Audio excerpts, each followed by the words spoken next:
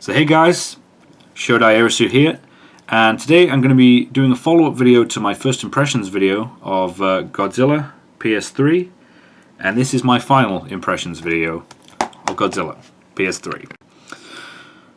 So Godzilla PS3 came out this year, December, well it's January now isn't it, so it came out last year, December 2014, and basically it's a single player game with two major gameplay modes. The first being Destruction, which plays as a campaign mode, and the second being King of the Monsters mode, which plays as a boss rush mode of sorts.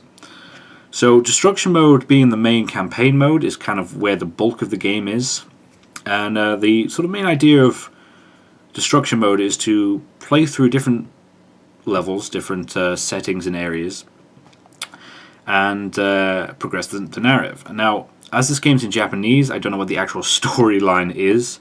I finished the game and I've unlocked everything, but yeah, the dialogue's in Japanese, so I'm not quite sure what the plot line is. But in terms of the gameplay, you always play in the campaign mode as a Heisei era Godzilla. I believe it's Mozu Goji, if you're interested in what suit it is. And the main objective, well, there's several objectives. The sort of overarching objective is to cause as much devastation as you can, and to destroy several generators in every level, which can range from 1 to, I believe, 4 per level. But yeah, that's kind of the main goal. Now, whilst you're doing that, there are several other goals. The one being to cause as much destruction to the level as possible. Now, the levels are, range from seaside military bases to cities to sort of like canyons with bits of like military camps and things in them, and it's quite varied. I think, as far as I know, there's two variations of every area, possibly 3 for some, whether it be a daytime variation or a mist variation, that kind of thing. And basically you can cause a lot of destruction, smashing up buildings and things, and the more destruction you do, the higher your score, really. And the point is to try and get 100% destruction on every level, whilst also taking down these generators. And another goal that's sort of hidden to you to begin with, they don't really explain it that well, but well, I mean, they might have explained it quite well, but as I'm playing this in Japanese, it took me a while to figure out what I was doing.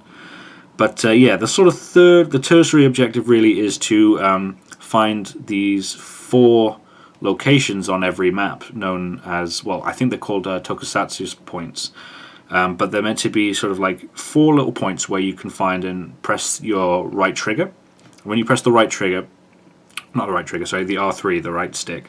When you press the right stick, it'll change camera angle and it'll sort of take a bit of a screenshot. Now, the point of that is you're meant to find 4 in every level, and when you combine taking those screenshots with causing 100% destruction, you begin to unlock different things. Now, I didn't realize this at first, so I was just going for every level, destroying every generator, that kind of thing.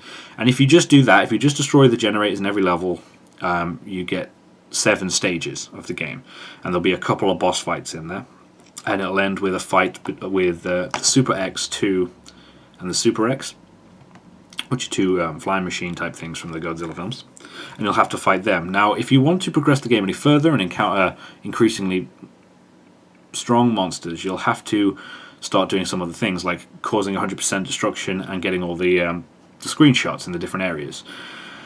And eventually that'll lead on to new areas. So you'll end up, I think there's something like 9, maybe 10 stages overall if you manage to get all the screenshots and cause 100% destruction. And you'll start encountering more monsters, that kind of thing, and you'll end up with a final boss. So if you get the true ending to the game, you'll sort of get through a couple more stages after the Super X, and you'll have a bit of a credit scene, and then you'll be thrown into another level in which you play as Burning Godzilla, and the final, you'll have to fight the Super X3 and then the legendary Godzilla from the new Godzilla film.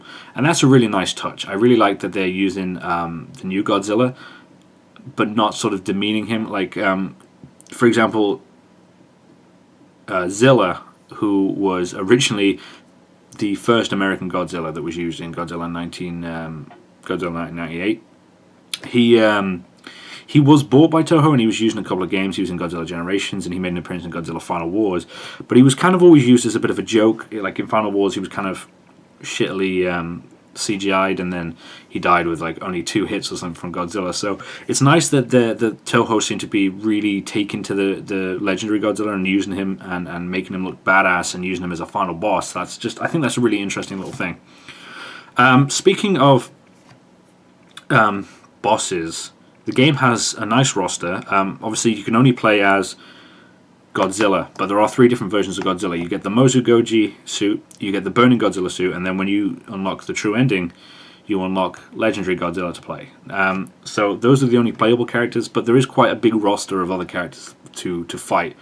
There's Mothra, Mothra Lava, Hedorah, Gigan in his Final Wars appearance, Jet Jaguar, Mechagodzilla, Super Mechagodzilla 2, Kiryu, Biollante, and Destroyer, as well as King Ghidorah. I think that's everyone. I don't think I'm missing anyone out there. It's quite a nice roster, quite big, quite diverse. As they're not playable, I don't really have a problem with it. If all of these characters were playable, I would have liked maybe 1 or 2 more, and maybe a little bit more diverse, maybe less Mechagodzilla. But no, I like the roster, and I think it's nicely balanced. It's quite a lot of Showa stuff and Heisei, and really only Kiryu for the Millennium series. But Kiryu was cool, I suppose, so I don't really mind that much. Now, each of the bosses have different play styles, they have different attacks, they have different weaknesses and different strengths, and that's quite interesting. And one of the most interesting things for me was finding out what's effective against every boss. So, for example, Mothra Lava is very susceptible to being charged into, that kind of thing, and Kiryu seems to be weak to atomic breath attacks, that kind of thing. So it was nice to see a diverse roster, each with their own strengths and weaknesses. And as well as a diverse roster, it was nice to see very particular monsters. So, for example, Hedorah. Now, Hedorah is probably my 4th favorite kaiju in the Godzilla series. I really like Hedorah. But the problem with Hedorah is he hasn't made an appearance on a Godzilla game in a console since Godzilla Monster and Monsters. Apart from, I think he may have been an Easter egg in one of them, but just as like a side character or as like a set piece, maybe one of the PS2 games. But I think the last time he made an appearance as a boss or anything like that was in Godzilla Monster and Monsters on the NES. So it's been a while, and every time a new Godzilla game gets released, like in Godzilla Destroy All Monsters Melee, they were hinting that Hedorah would be in there, and he wasn't. And then Save the Earth, Hedorah wasn't in it. And then Godzilla Unleashed, they hinted that Hedorah would be in it, and then he wasn't again. And apparently the excuse every time is that every time they come to make him, Hedorah is difficult to render because of his sort of weird gelatinous body and the fact that he moves in such a way and things like that. So it's really nice to see that they finally got their shit together and put Hedorah in a game. Because Hedorah was one of those kaiju that I just really liked him, and I've always wanted to see him in a sort of 3D Godzilla game. So it's really nice to see Hedorah.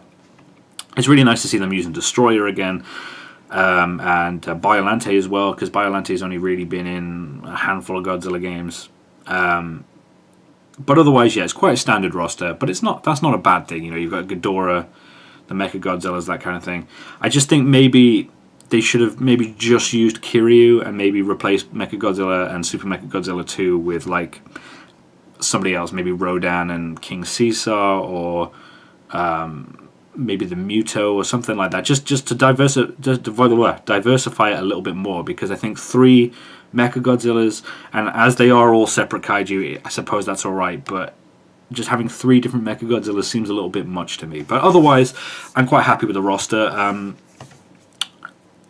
And Gigan. Gigan is my favorite Godzilla kaiju, so it's nice to see Gigan. I would have preferred to see Gigan in his Showa appearances. That's my favorite form of Gigan. But I don't mind I like the Final Wars Gigan as well, just not as much. But it was nice to see the chainsaw-handed Final Wars Gigan, because I don't think, as far as I know, that hasn't appeared in a video game yet. So that's nice to see that for the first time. But yeah, overall, I'm happy with the roster. Not too many complaints really there. In terms of gameplay, The combat system's quite interesting. Godzilla's quite slow moving in this game. It's not like in Godzilla Unleashed or Save the Earth, where you could like sprint about the place and jump around and like pick up buildings, that kind of thing. You won't be able to be picking up any buildings or cars or boats or anything in this game. And it's a slow moving. You're kind of a slow moving character. And you have 4 main buttons for combat. You have the X button, which is a sort of a dash attack in which you sort of Godzilla leans forward and sort of charges into things, smashing things out of his way. That's quite good. I use that a lot, and that's actually quite good for short bursts of sprinting. So if you're getting sick of him being quite sluggish, you can just keep spamming the charge attack and he'll run along, really. Then there's the circle button, which is grappling moves. Now, if you use the circle button on buildings, he kind of smashes into them like that and kind of pushes them down or pushes them to the side and stuff. Depending on the D-pad, you can just push it in different directions and just smash down buildings. If you use the grappling button, when fighting another kaiju, you can pick them up, or you could you grab them, and then you've got options. So when you've grabbed a kaiju, you can then press circle to just sort of take a bite out of the neck and chuck them down. You can press triangle to use your atomic breath on them, and then you can press square to pick them up and chuck them. Now, square on its own is your melee attack button, so you can use it in combos for different punches and stuff. And then if you start holding square and using the D-pad in different directions, you can do different things like a tail spin, or like a slam to the left or a slam to the right. And that's quite nice, and you can mix that in with different combos. You can go for a 1-2 and then a tail whip, or a tail whip and then a slam to the right, that kind of thing. And it's nice to just mess about with it and experiment with the melee button, really. And then you have triangle, which is your atomic breath attack. Now, this again you can unlock different moves for this, but initially you can just press it once to directly shoot at something, or you can press and hold it and he'll do a sweep of his atomic breath. So yeah, the combat's quite nice. It's not as diverse as like Godzilla Unleashed or Godzilla Save the Earth, but it's solid and it's balanced, and it's not too overpowered like some of the characters in Unleashed were. So yeah, the combat's quite balanced.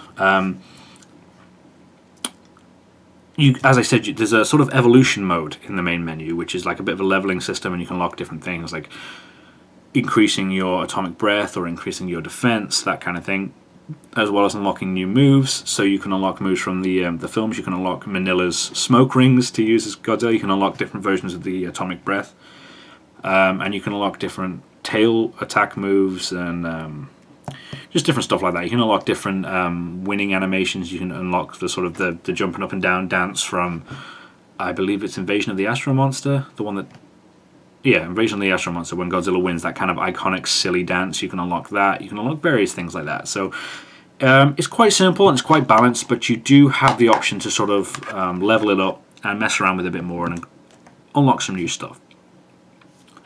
Now, in terms of other stuff in the game, aside from the campaign, there is, of course, King of the Monsters mode, which is just sort of basically a boss rush mode, in which it will pick a random selection of the kaiju you fought, and just pit you against them in a 6-round thing.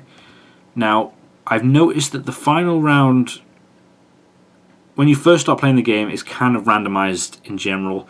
When you've beaten Mechagodzilla 2, he becomes the final boss every time, and then when you've beaten Kiryu seems to consistently be the final boss. Now, I haven't actually fought Destroyer yet. Now, Destroyer is the only boss I haven't encountered because, well, he's a hidden boss. He's like a secret character, so I haven't actually come across him yet. So when you beat Destroyer, he might become the final boss. I'm not quite sure, but yeah. When you've got the true ending, Kiryu seems to always be the final boss. But yeah, it just pits you against 6 monsters, and it's fun, and you know, it's good for experiment with the combat. You know, you can buy a bunch of stuff in evolution mode and then try it out in King of the Monsters before you go to the destruction mode. And then if you're having trouble with a particular boss in destruction mode, you can go to King of the Monsters and keep playing it until you encounter that monster and then try stuff out there, and it's a little bit more forgiving. The bosses are slightly easier in King of the Monsters mode. So that's interesting, and it adds a bit of play value, and I've been playing that quite a lot, so that's good. But I maybe would like it if it was more than 6 stages, or if maybe you could pick pick and choose which monsters you're going to fight. The only other game mode is Diorama Mode. Now, I haven't used this very much, but I have had a bit of a play around with it. And what Diorama Mode is, basically, it's just a mode in which you unlock different set pieces and different arenas and different character models, and you can just arrange them all and take little photos and have like little dioramas. That's basically what it is. I don't really know what the point of that is, apart from just having a look at stuff you unlock and just having a bit of a play around with it. Yeah, it's interesting. It's a nice little thing, I suppose. I would have preferred maybe a character model viewer type mode, so you can just look at the models rather than have to place them in the map and then have a look at them. But yeah, otherwise, it's a nice little thing. It's a nice little addition, but more or less overlookable, really. All I have to say really about the other stuff in the game is the soundtrack is really nice. The soundtrack's a collection of music from across the Godzilla franchise, so you've got a lot of classic music in there from the series, and that's good. And you've got some of the more modern ones, and then you've got some music that's unique to the game, so that's also quite nice. And I think that's more or less all I've got to say. I mean, overall, I've really enjoyed this, and I think overall this might hold the position of my second favourite Godzilla game of all time after Unleashed. And it's just really fun. Now, as I said, I've only had this for maybe a week, and I'm not quite sure how long the play value of this is going to last, but at the moment I can see it lasting quite a while. I think maybe I'll get bored of Destruction eventually, but there's something just really enticing about trying to find those kaiju that you're looking for. Like, when you start the game and you keep ending the destruction mode with Super X and Super X2, you start thinking, well, shit, where's everyone else? And then you start to slowly work out what you're doing, and that you've got to get 100% destruction and start taking all these screenshots and this kind of thing, and then you start encountering Biollante and Super Mechagodzilla 2 and Kiryu, and then obviously the legendary, you get the true ending and you fight Legendary Godzilla, and it's that I think makes this game so enjoyable for me personally, and that's just finding them. Like, Godzilla Unleashed had a campaign with some sort of missions and objectives and stuff, and you just kind of unlock stuff, but there was like a cheat code where you could just have everyone, it didn't really matter. But yeah, I think the fact that this game's in Japanese kind of works in its favour for me, because it's a little bit more challenging, because it's not, I don't get as much of an explanation because I don't speak the language. But yeah, I'm definitely going to be picking this up as well when it comes out in English on the PS4, just to get that little bit more out of it. But I think the main appeal for me in this game is the challenge, and I'm still so enticed by this game because I really want to fight Destroyer. I think maybe when I've finally beaten Destroyer, I might lose a bit of interest, but I have no idea how to encounter Destroyer, so I'm going to be at this game quite a while.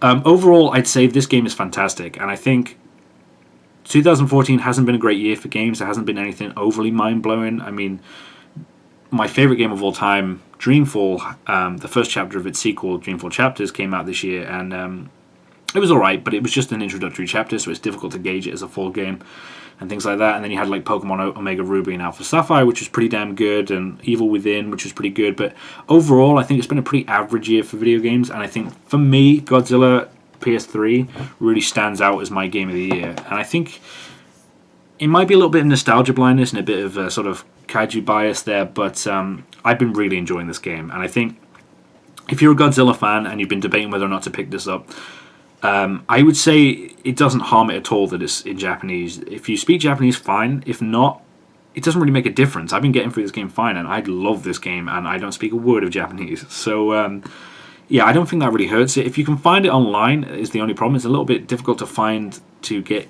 imported to the UK at the moment, but if you live in the US or wherever, it'll be a lot easier for you. But yeah, if you can find this in Japanese, I would totally recommend it. I don't see much of a problem in not speaking the language, as it's not really that relevant.